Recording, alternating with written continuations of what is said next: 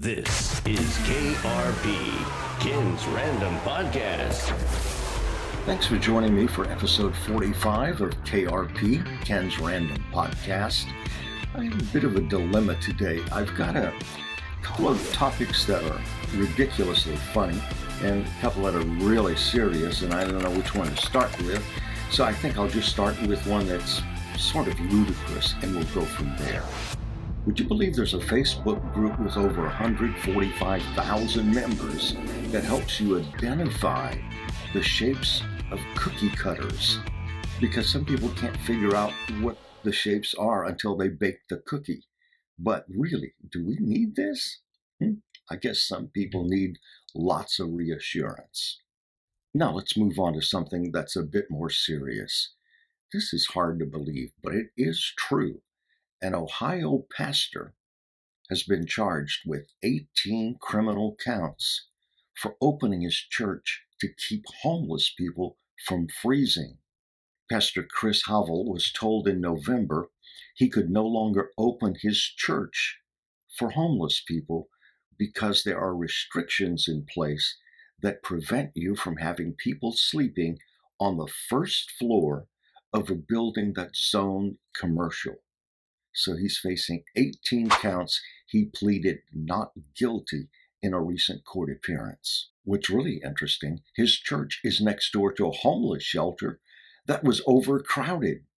So he opened his church and made some sleeping arrangements and a way for them to shower and things like that. So he's being charged with 18 counts of breaking the law for protecting people from freezing to death. Ashton Pittman, editor of a Mississippi newspaper, said, quote, "A rare example of the U.S. having actual religious persecution of a Christian by the state."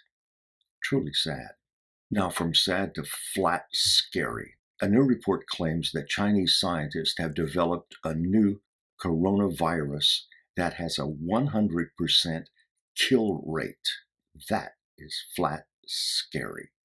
It's only worked in mice so far, but 100% kill rate?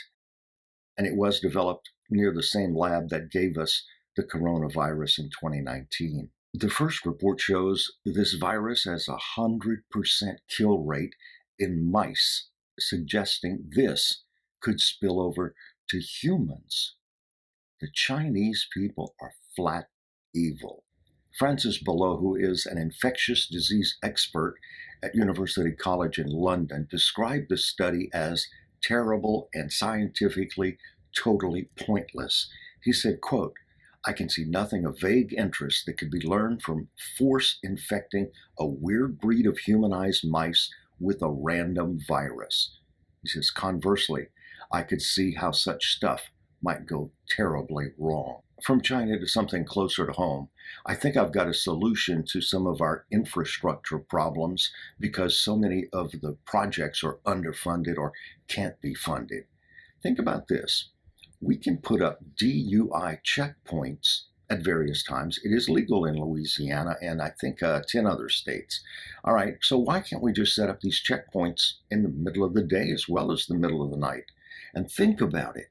If the police wrote up everybody that had illegally tinted windows, illegal headlights, multicolored headlights, lights on the dashboard, wheels that stick out 3 inches or more from the wheel well, or hubcaps that stick out 6 inches from the wheel well, like these weird spinner things, and even overly loud exhaust systems. With all the violations, I'm sure we could pay for quite a few road improvements. And don't get me started on speeding. How many times have you seen anybody in Lafayette get a speeding ticket for tearing down Ambassador Caffrey, Kali's Saloon, Johnston with loud mufflers on a pickup truck or something? Where are the police? Do we not have enough police to patrol the city streets? These vehicles are painted in what's called a stealth mode. They're hard to detect. They don't stand out as police vehicles.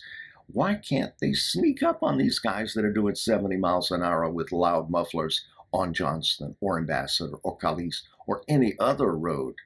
Why can't we enforce the laws we have and get some of these vehicles off the road? How about cars that have inspection stickers that say they are roadworthy?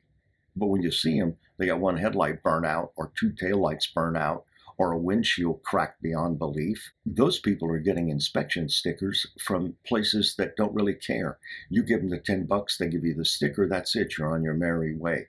I've had my car inspected sometimes where the person didn't even go outside, just put the sticker on the car and that was it. So I think we could probably get quite a few bucks out of that. And I know some people are going to give me flack for that, but hey, it's just my opinion, okay? So let's close with something a little more humorous. You probably think I read too many labels, but it's true, I do. How about this label on a bag of tea? The bag says, brew with freshly boiled water. My observation is, if it's not freshly boiled, it's not boiled, because after you boil it, the temperature starts going down from 212 degrees and it just becomes hot water. So freshly boiled, why don't they just say boiled water? That would be logical, I guess. Here's another one, and I'll close with this. I saw a label on a box of beef broth. The label reads, beef bone broth for cooking. Really? What else would you use it for? Polishing your car? Thanks for joining me for KRP, Ken's Random Podcast. If you're watching this on YouTube, please hit the subscribe button, hit the like button, and of course, share with your friends no matter where you're seeing or hearing KRP, Ken's Random Podcast.